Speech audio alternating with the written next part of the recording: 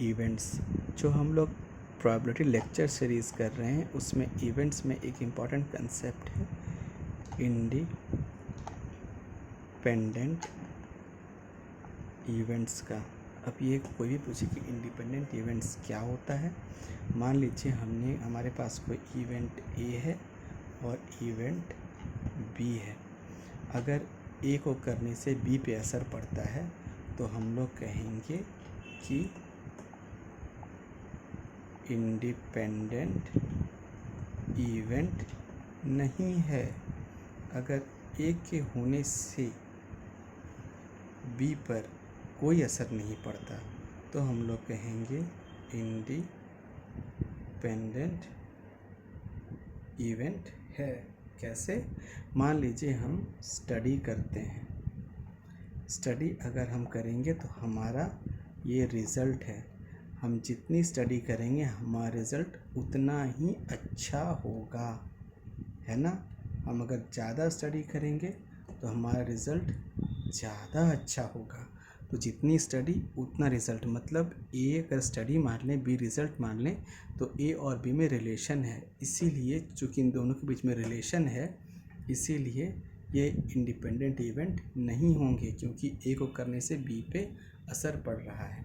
अब उसके उलट देखते हैं कि इंडिपेंडेंट इवेंट किसको कहते हैं। तो अगर ए है, ये होता है, मान लेते हैं कि आज बारिश होगी या बारिश नहीं होगी, है ना। और आज स्कूल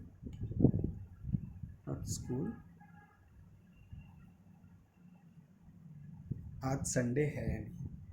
ऐसा तो नहीं है कि अगर बारिश होती है तो वो संडे होगा या संडे होगा तो उस दिन बारिश नहीं होगी, ऐसा कुछ भी नहीं है। बारिश किसी भी दिन हो सकती है। बारिश होने के लिए किस दिन का संडे होना ज़रूरी नहीं है। ठीक उसी तरह से संडे कोई भी दिन हो सकता है। संडे होने का ये बिल्कुल भी मतलब नहीं है कि संडे को बारिश हो या संडे को बारिश नहीं हो। बारिश और संडे का कोई रिलेशन नहीं है। तो जब हम देखेंगे कि ए और बी का आपस में कोई रिलेशन नहीं है, संडे संडे है, रेन रेन है, तो हम लोग कहते हैं कि ये कैसे इवेंट हैं, ये हैं इंडिपेंडेंट इवेंट। इसका एक एग्जांपल और ले लेते हैं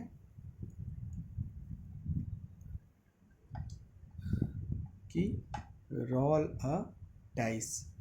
अगर हम एक डाइस को एक बार, फर्स्ट बार, ये ट्रायल है हमारा, ट्रायल 1 है ना, तो हमें 1 2 3 4 5 6 इसमें से कोई एक रिज़ल्ट रैंडमली मिल जाएगा, ठीक है।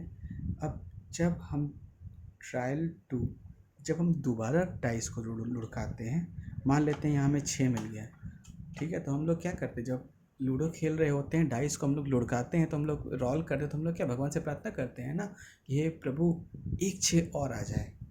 हमें ये तो नहीं मालूम कि एक बार 6 आया तो अगली बार 6 ही आएगा, है ना। 1 2 3 4 5 6 कुछ भी आ सकता है। तो क्या पहली बार 6 आया तो सेकंड बार भी 6 ही आएगा या सेकंड बार 6 नहीं आएगा? क्या हम लोग 100% ये बोल सकते हैं? नहीं, हम लोग ऐसा नहीं बोल सकते। इसका मतलब इस इवेंट का इस इवेंट पे कोई असर पड़ा? कोई असर नहीं पड़ा। पहली बार जब रोल करेंगे तो कुछ भी आएगा, सेकंड बार रोल करेंगे तो कुछ भी आएगा। इन दोनों का आपस में कोई रिलेशन नहीं है। तो रोलिंग अ डाइस ईच ट्रायल क्या हो जाएगा? इंडिपेंडेंट ट्रायल हो जाएगा। इंडिपेंडेंट ट्रायल या इंडिपेंडेंट रोल्स हो जाएगा, ठीक है। एक एग्जांपल और ले लेते हैं। जैसे कि हम लोग कहते हैं कि टॉस अ कॉइन। अगर हम एक कॉइन को टॉस करेंगे तो ये मेरा पहला ट्रायल है। ट्रायल 1 में क्या आएगा? या तो हेड आएगा या टेल आएगा, दोनों में से कोई एक आएगा। से हेड आ गया, फिर उसको हम ट्रायल 2 उसको हम फिर से टॉस करते हैं। जैसे आप क्रिकेट खेलने जाते हैं, अपने कॉइन को एक बार टॉस किया तो मान लीजिए हेड आ गया, आपने इसको दोबारा टॉस किया, तो क्या आप 100% कह सकते हैं कि अगली बार हेड ही आएगा? या ये कह सकते हैं अगली बार हेड नहीं आएगा? नहीं कह सकते। अगली बार हेड भी आ सकता है, अगली बार टेल भी आ सकता है। उसी तरह यहाँ पे हेड भी आ सकता है, यहाँ पे टेल भी आ सकता है। दोनों में से कोई एक होगा, ये आएगा तो ये नहीं आएगा, ठीक है, फिर हो सकता है ये आए, ये ना आए। तो इसका रिज़ल्ट यहाँ पर जो भी हम काम कर रहे हैं और यहाँ पे हम जो भी हम काम कर रहे हैं, इस दोनों का आपस में कोई रिलेशन नहीं है। इसके रिज़ल्ट से इसको कोई फ़र्क नहीं पड़ता।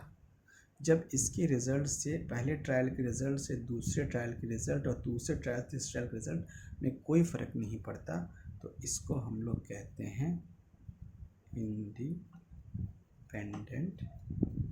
ट्रायल्स या इवेंट्स।